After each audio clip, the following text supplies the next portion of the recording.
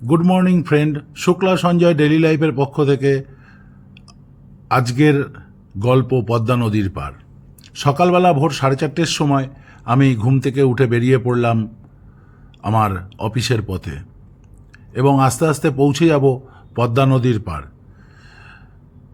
ট্রেনে করে সকালবেলায় এগিয়ে চলেছি, খুব ভালো সুন্দর মনোরম পরিবেশের মধ্যে দিয়ে এগিয়ে চলেছি। ট্রেন গঙ্গার উপর দিয়ে পার হয়ে গেল, সুন্দর গঙ্গার অপরূপ দৃশ্য গঙ্গা মায়ের, তার মধ্যেখান দিয়ে আমি পার করে চলেছি আমি আমার গন্তব্যের পথে। চারিদিকে সেই অসাধারণ দৃশ্য ভোরবেলায় যেটা অনুভব করা যায়, সেই অনুভবের মাঝখান দিয়ে আমি এগিয়ে চললাম আমার গন্তব্যের পথে। ট্রেনে করে নামার পর এক টোটো ভাইয়ের গাড়িতে উঠে চারিদিকের সমস্ত কিছু পরিবেশ সুন্দরতা দেখতে দেখতে এগিয়ে চললাম গন্তব্যের পথে। কারণ গ্রামে গেলে পরে সেই সুন্দর পরিবেশটা দেখা যায় এবং পাওয়াও যায়। অসাধারণ উপলব্ধি তার মধ্যেখান দিয়ে চলেছি, কারণ আজকে আমাকে পৌঁছতে হবে পদ্মা নদীর পার। সেই পার কতক্ষণে আসবে সেই উদ্দেশ্যে আমি এগিয়ে চলেছি। আমার গন্তব্যে পৌঁছে আমি আমার কাজ শেষ করে আস্তে আস্তে পরন্ত বেলায় পৌঁছে যাব আমি পদ্মা নদীর পার। সেখানে শুনেছি খুব অসাধারণ দৃশ্য, অসাধারণ সেই নদীর রূপ, অসাধারণ পরিবেশ। সেই পরিবেশে পৌঁছে যাওয়ার জন্যই আজ আমার যাত্রা। তার মাঝখানে অবশ্যই বন্ধুরা অফিসের কাজ কমপ্লিট করব, সেটা খুবই ভালো লাগবে। সো আস্তে আস্তে আবার অফিসের কাজ কমপ্লিট করে ট্রেন চলে আসলো, আর আমি আবার আমার নেক্সট ডেস্টিনেশনে পৌঁছানোর জন্য ট্রেনে উঠে পড়লাম। সে অসাধারণ তার সুন্দরতা। একটি গাছ দাঁড়িয়ে আছে, তার মধ্যে একটিও পাতা নেই, কিন্তু দেখুন কিছু যেন বলতে চাইছে এই পরিবেশের কাছে।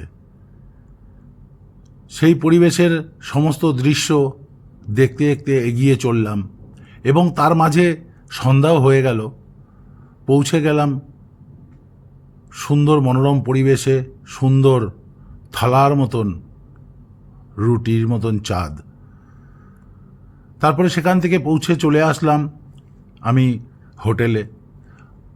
সেই হোটেল অসম্ভবপর সুন্দর হোটেল, ভালো হোটেল। আমাকে আস্তে আস্তে হোটেলের পথে আমি এগিয়ে যাচ্ছি, এগিয়ে কারণ আমাকে চেক ইন করতে হবে, আমার বুকিং করাই রয়েছে। সো আমি আস্তে আস্তে চেক ইনের পথে আমি এগিয়ে গেলাম। হোটেলে ঢুকে চেক ইন করে আমি লিফট করে আমি আমার ফ্লোরে পৌঁছে গেলাম। রুমটা খুলতে একটু অন্ধকার ছিল, লাইটটা জ্বালিয়ে নিতে হবে আমাকে। আমি দরজাটা খুলে আস্তে আস্তে রুমের ভিতরে ঢুকে দেখতেই পাচ্ছেন আমার রুমটা, এবং খুব ভালো সার্ভিস এই হোটেলের, অসম্ভবপর সুন্দর, মুর্শিদাবাদের হোটেল নন্দিনী। পরের দিন সকালবেলায় আমি সেই সকাল আর সেই সুন্দর মনোরম দৃশ্য দেখতে দেখতে চারিদিকে আমি টোটো করে এগিয়ে চললাম আমি আমার অফিসের পথে। সেই অফিসের পথে যত আমি এগিয়ে যাচ্ছি এবং আমার দিন যত বাড়ছে তত আমার কৌতূহলটা পৌঁছে যাচ্ছে পদ্মা নদীর কাছে পৌঁছনোর। কারণ বুঝতেই পারছেন যে নদী আমাদের খুবই প্রিয় এবং তার কাছে পৌঁছনোর একটা পরিকল্পনা তো আমি সকালবেলায় নিয়েই বেরিয়েছি। অসম্ভবপর সুন্দর, কিছু জায়গায় মেঘলা আকাশ, কিছু জায়গায় রৌদ্রের ঝিলিক, কোনো জায়গায় চোখ ফেরানো যাচ্ছে না, কোনো জায়গায় তাকাতে পারছি না। কিছু কিছু জায়গায় আকাশে সুন্দর কালো মেঘ জমে রয়েছে, যার এত সুন্দর মহিমা, সে মহিমা দেখে আমার মন ছুটে পড়ছে। আমি এগিয়ে চলেছি পদ্মা নদীর পাড়ের দিকে, যে আমি কতক্ষণে পৌঁছবো। এই গ্রামে গেলে পরে এই সুন্দর দৃশ্যগুলো দেখতে পাওয়া যায় এবং তার সুন্দরতা অনুভব করা যায়, যেটা আমরা শহরের মধ্যে থেকে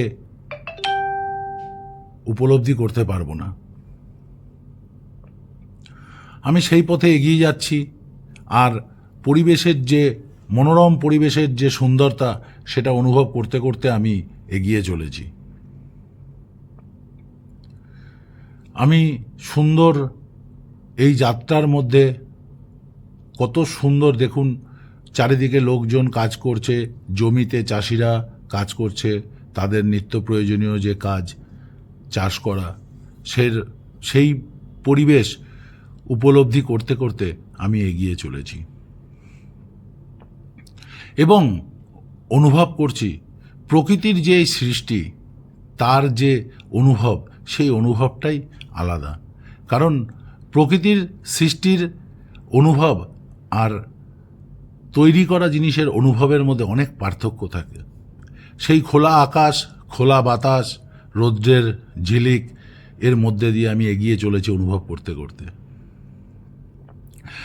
শেষ পর্যন্ত আমি পৌঁছে গেলাম আমাদের এই পদ্মা নদীর পার।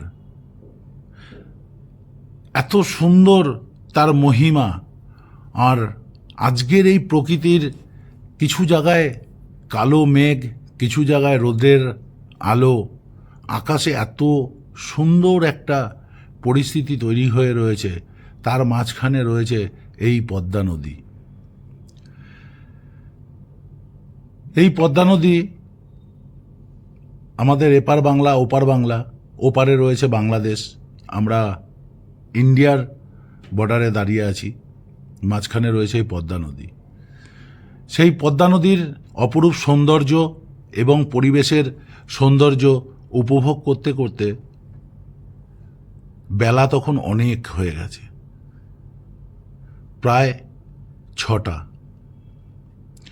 আর আকাশও বুঝিয়ে দিচ্ছে যে আমারও এখন কালো হয়ে যাওয়ার সময় এসছে। আমিও রাতের পথে এগিয়ে চলেছি।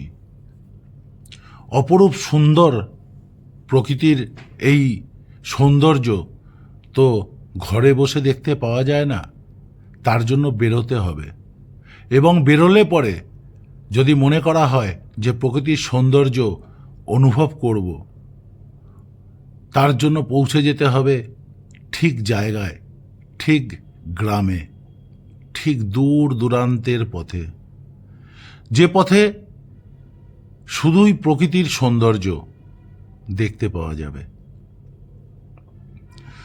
আমি খুব সুন্দরভাবে এই প্রকৃতির পদ্মা নদীর হাওয়া, প্রকৃতির সৌন্দর্য অনুভব করলাম। খুব ভালো লাগলো আমার। সারাটা দিন কাজ, দিনের শেষে পদ্মা নদীর এ আওয়াজ আমাকে মনোরম করে তুলল, আনন্দে ভর্তি হয়ে গেল আমার মন। প্রচণ্ড আনন্দ লাগছিল, খুব ভালো লাগছিল। তো বন্ধুরা, সঙ্গে থাকুন শুক্লা সঞ্জয় ডেইলি।